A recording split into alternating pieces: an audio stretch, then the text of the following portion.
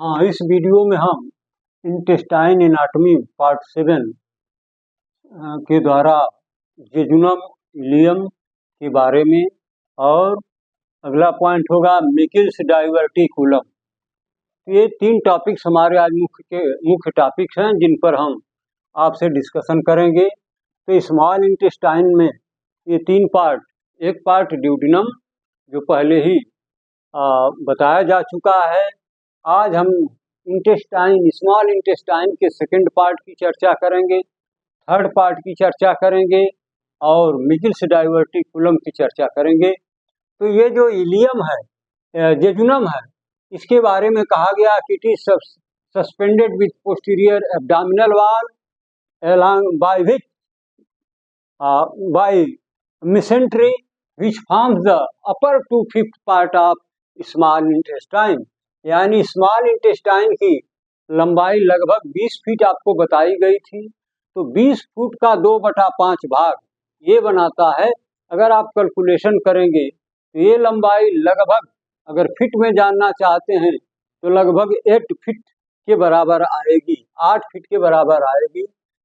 ये small intestine का ये मोबाइल पार्ट होता है, और ये कहाँ से शुरू होता है, कहाँ पर अंत होता है। तो ये जो ड्यूडेनोजेजुनल फ्लेक्सर होता है वहाँ से बिगिन करता है और कहाँ जाता है, till the beginning of ileum. माने इलियम की जहाँ बिगिनिंग होती है वहाँ इसका एंड होता है, क्योंकि ये मिडिल पार्ट है जो ड्यूडेनम और इलियम के बीच में होता है।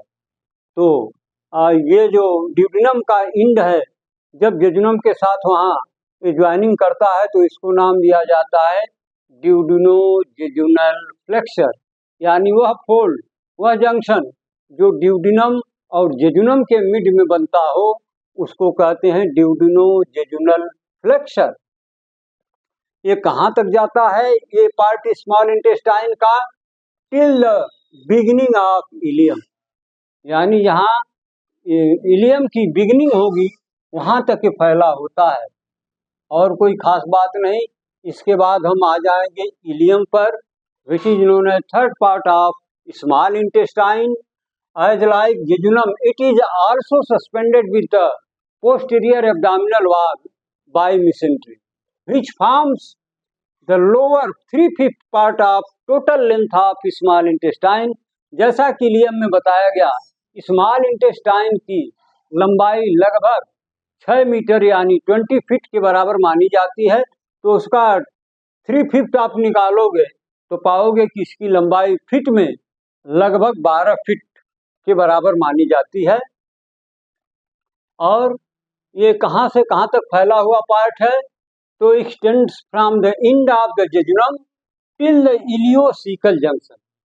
जहाँ मिड पार्ट यानी जेजुनम का एंड होता है वहीं इस पार्ट की बिगिनिंग होती है, और वहां से चल करके ये एंड कहाँ करता है, जब ये स्मॉल इंटेस्टाइन का लोअर पार्ट है, जब ये लार्ज इंटेस्टाइन में जिस जगह मिलता है उसी को कहते हैं इलियोसिकल जंक्शन। यानी इलियम और सीकम जो लार्ज इंटेस्टाइन का फर्स्ट पार्ट है, तो दोनों जहाँ मिलते हों उसको नाम देते हैं इलियोसिकल जंक्शन। तो ये वहीं पर जाकर के इसका एंड हो जाता है, यानी स्मॉल इंटेस्टाइन का अंत हो जाता है, जो ड्यूडेनम से चला और इलियम तक आया। और इलियम का एंड कहाँ होता है, इलियोसिकल जंक्शन पर। अब हम इसकी ब्लड सप्लाई के बारे में जानना चाहेंगे। तो इसकी ब्लड सप्लाई के बारे में बताया गया कि by branches of superior mesenteric artery. Superior mesenteric artery की जो ब्रांचेज हैं वो इसके स्मॉल इंटेस्टाइनल पार्ट को ये ब्लड की सप्लाई करते हैं, जेजुनम को, इलियम। इसके बाद आ जाइए नर्व सप्लाई। तो नर्व सप्लाई के लिए 2 नर्व जिम्मेदार, एक है सिंपैथेटिक और दूसरा है पैरासिम्पैथेटिक। जो सिंपैथेटिक नर्व है ये T1 से लेके T11 के तक स्पाइनल कार्ड, स्पाइनल सेगमेंट से ये बिगिन करती है, और जेजुनम इलियम तक इसकी ब्रांचेज जाकर के नर्व सप्लाई करती हैं। और पैरासिम्पैथेटिक तो ये वैगस नर्व का की ब्रांच होती है, derived from the vagus nerve, जो जेजुनम और इलियम को नर्व सप्लाई करती है। अब आइए, एक पॉइंट इसमें बताया गया, मिकिल्स डाइवर्टिकुलम। मिकिल्स साइंटिस्ट का नाम है और डाइवर्टिकुलम का मतलब होता है फूल। तो ये है क्या? It is persistence of proximal part of vitello intestinal duct. ये वाइटेलो-इंटेस्टाइनल का प्रॉक्सिमल पार्ट का परसिस्टेंस है। मतलब वाइटेलो-इंटेस्टाइनल पार्ट, तो सबसे पहले आपको ये जानना चाहिए कि वाइटेलो-इंटेस्टाइनल पार्ट डक्ट या पार्ट है क्या। तो वाइटेलो का मतलब होता है necessary nutritional supplement for life, और इंटेस्टाइनल का मतलब इंटेस्टाइन, और डक्ट का मतलब नली, कोई कैरिंग वेसल। तो ये डक्ट न्यूट्रिशन को लेकर के और कहाँ पहुंचाने का काम करती है? इंटेस्टाइन तक। इसलिए इसका नाम रख दिया गया वाइटेलो इंटेस्टाइनल डक्ट। ये देखिए, ये याक सैक है, जैसा कि ऑलरेडी आपको पता है। एग में जो येलो पार्ट होता है वो rich store of the energy होता है, न्यूट्रिशन होता है। तो यहाँ ह्यूमन में भी यही कंडीशन होती है। मेल एग में भी ऐसा ही पार्ट होता है, फीमेल एग में भी ऐसा ही पार्ट होता है, जिसको हम याक सैक के नाम से जानते हैं। तो जब तक ये एम्ब्रियोनिक लाइफ में कोई और स्रोत नहीं बनता है न्यूट्रिशन का, तब तक इसी से एम्ब्रियो को न्यूट्रिशन की सप्लाई होती है। तो यहाँ से याक सैक से न्यूट्रिशन को लेकर के ये देखिए वाइटेलो इंटेस्टाइनल डक्ट, ये कहाँ जा रही है? मिड गट में जाके ओपन हो जा रही है। तो ये कर क्या रही है? ये जो आप लाइफ के लिए एसेंशियल न्यूट्रिशन है उसको यहाँ से लेती है और उसको कैरी करते हुए मिड गट तक पहुँचा देती है। क्योंकि आपको पता है कि कितना भी कोई आप न्यूट्रिशनल सब्सटेंसेस लेते हैं, लेकिन जब तक कोई इंटेस्टाइन में नहीं जाएगा, उसका डाइजेशन नहीं होगा, उसका एब्जॉर्प्शन प्रॉपर नहीं होगा, फिर मेटाबॉलिज्म नहीं होगा, फिर वो एनर्जी में कन्वर्ट नहीं होगा, तो आपके बॉडी के लिए उसका कोई लाभ नहीं, कोई यूटिलाइजेशन नहीं। तो यहाँ भी वही चीज़ है, याक सैक से न्यूट्रिशन जब मिड गट में, ये इंट्रायूटेराइन लाइफ में या एम्ब्रियोनिक लाइफ में, ये जो आप आहार नाल देखते हैं, ये ऐसा ही होता है। ये जो इंटेस्टाइन है 3 पार्ट में बंटी होती है, फोर गट, मिड गट और हाइंड गट। तो ये मिड गट में ले जाकर के न्यूट्रिशन को छोड़ दे रहा है, ड्रेन कर दे रहा है डक्ट, इसलिए इसको नाम देते हैं वाइटेलो इंटेस्टाइनल डक्ट।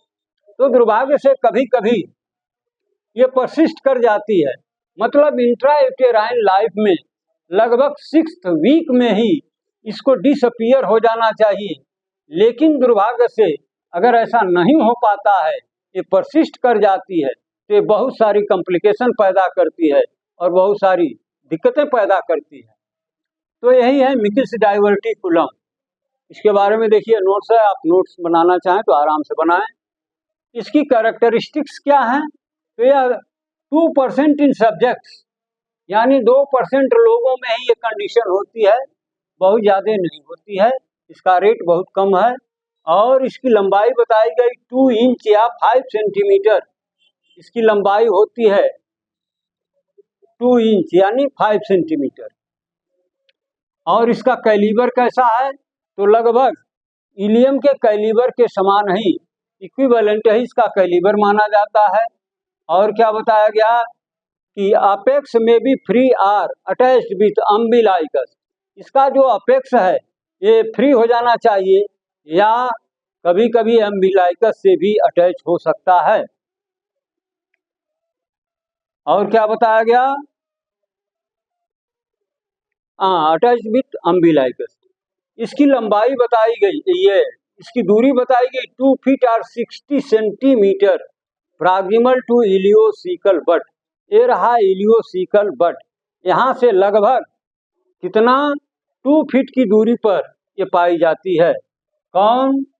ये मिकिल्स डाइवर्टिकुलम। तो ये इसकी कैरेक्टरिस्टिक्स हैं, 5 पॉइंट में बताया गया। अब हम बताना चाहेंगे क्लिनिकली, अभी ऊपर बताया गया कि अगर दुर्भाग्य से परसिस्ट कर गई ये डक्ट डिसअपियर ना हुई तो फिर क्या क्या दिक्कतें पैदा कर सकती हैं। तो इनकी दिक्कतें ये हो सकती हैं इसकी कि may be cause of intestinal obstruction, यानी ये इंटेस्टाइन में ऑब्स्ट्रक्शन पैदा कर सकती है। अब जब इंटेस्टाइनल ऑब्स्ट्रक्शन होगा तो फिर आप समझ लीजिए कि मुसीबतों का पहाड़ खड़ा हो गया और बहुत सारी दिक्कतें पैदा हो जाती। दूसरा, acute inflammation reveals the symptoms of appendicitis. अगर इसमें इन्फ्लेमेशन हो गया तो फिर फिजिशियन के लिए बड़ा मुश्किल हो जाता है डायग्नोज करना कि ये अपेंडिसाइटिस की प्रॉब्लम है या फिर ये मिकिल्स डाइवर्टिकुलम की प्रॉब्लम। तो ये कन्फ्यूजन पैदा करता है, तो ट्रीटमेंट करने में दिक्कत हो सकती है। तीसरा जो बताया गया, may be involve in so many other intestinal disease, जैसे हाथ में और बहुत सारी दिक्कतें हो सकती हैं, बीमारियां हो जाती हैं। तो उसी प्रकार से ये हाथ की डिजीजों में, बहुत सारी बीमारियों में यह इन्वॉल्व हो करके उसकी डेंसिटी को और बढ़ा देती है। ये रहा आपका आज intestine anatomy part 7, jejunum and ileum and Meckel's diverticulum. अब हम अगले एपिसोड में शुरू करेंगे लार्ज इंटेस्टाइन के बारे में।